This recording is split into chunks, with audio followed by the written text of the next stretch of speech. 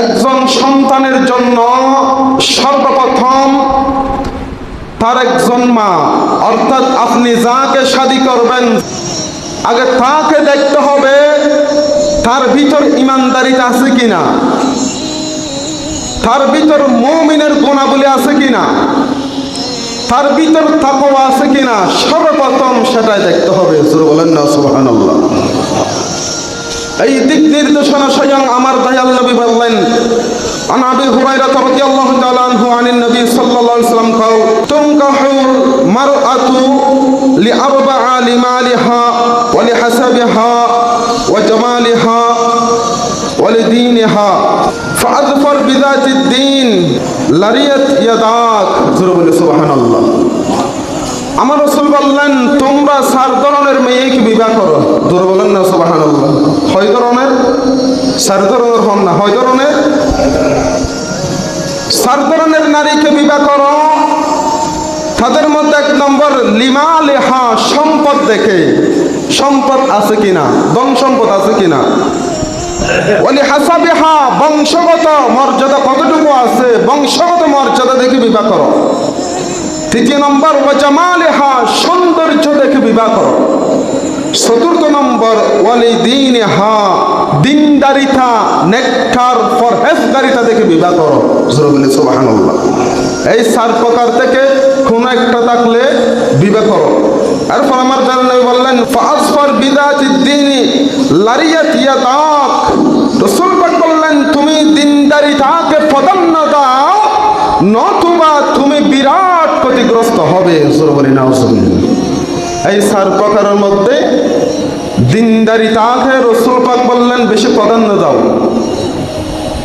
সুন্দর দেখে লাভ দিও না, সম্পদ দেখে লাভ দিও না, টাকা দেখে লাভ দিও না, অর্থ দেখে লাভ দিও না। আমার দয়াল নবী বললেন, তার ভিতরে দিনদারিতা আছে কিনা সেটা দেখো। যদি সেটা না দেখো তাহলে তুমি বিরাট ক্ষতিগ্রস্তের মধ্যে পড়বে।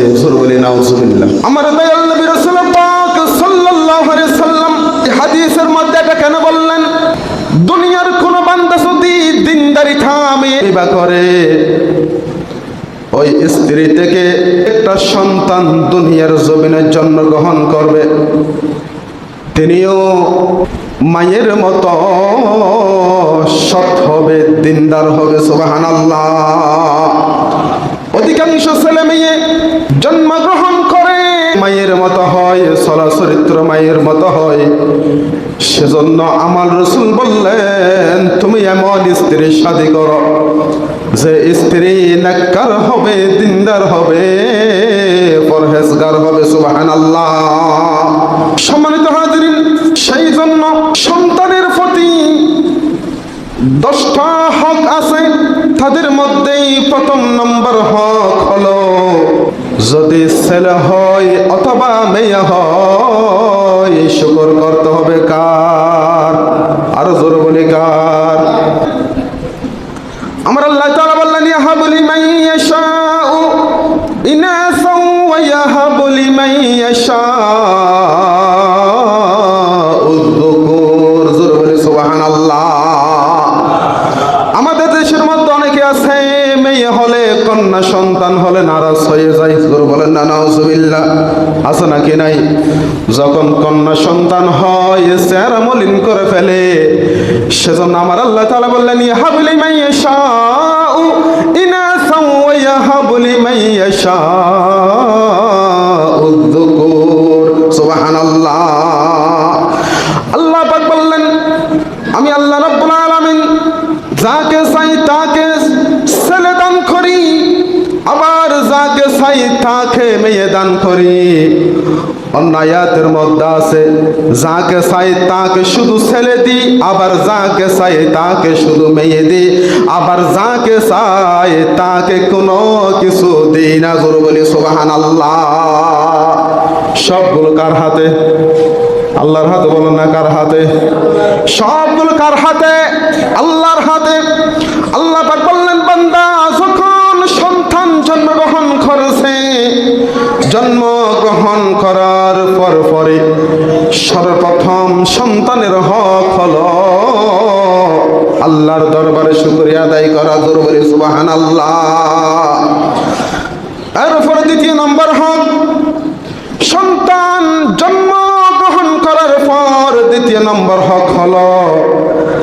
কানের সামনে গিয়ে আজান দেওয়া। জোর বলেন না সুবহানাল্লাহ। وعن أبي رافع قال رأيت رسول الله صلى الله عليه وسلم أذن في أذن الحسن بن علي حين ولدته فاطمة بالصلاة।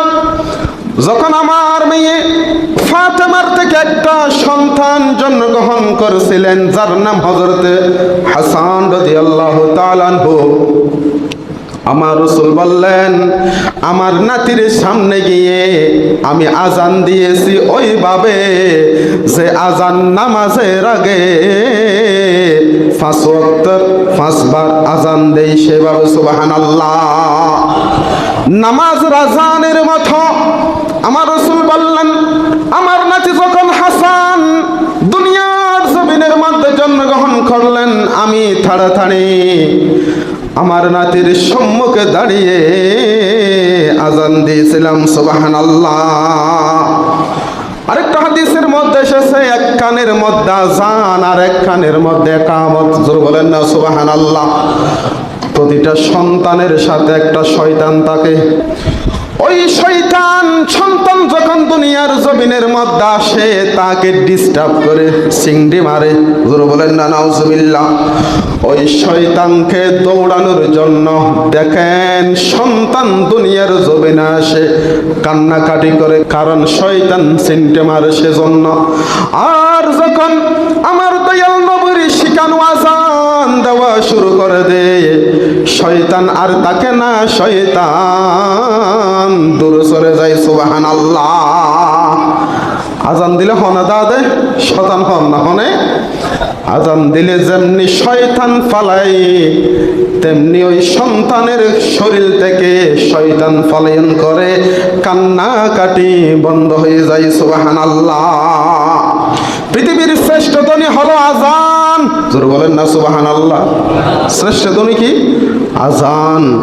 ওই সন্তান মাতৃগর্ভ থেকে আসার পর কোনো কথা কানের মধ্যে না যাওয়ার আগে সর্বপ্রথম আজান দেওয়া হয়। পৃথিবীর সর্বশ্রেষ্ঠ ধ্বনি ওই শিশুর কানের মধ্যে পৌঁছানো হয়। সর্বশ্রেষ্ঠ ধ্বনির মাধ্যমে একটা সন্তানের জীবন শুরু হয়। জোর বলি সুবহানাল্লাহ। এরপরে তৃতীয় নম্বর হক হলো তাহানিক করা। তাহানিক কাকে বলে? একজন সন্তান দুনিয়ার জমিনের মধ্যে আসার পর একজন বুজুর্গ অথবা একজন আলেমে দ্বীন অথবা একজন হক্কানি রব্বানি আলেমের কাছে নিয়ে তাহানিক করাটা হলো আমার নবীর সুন্নত। সুবহানাল্লাহ।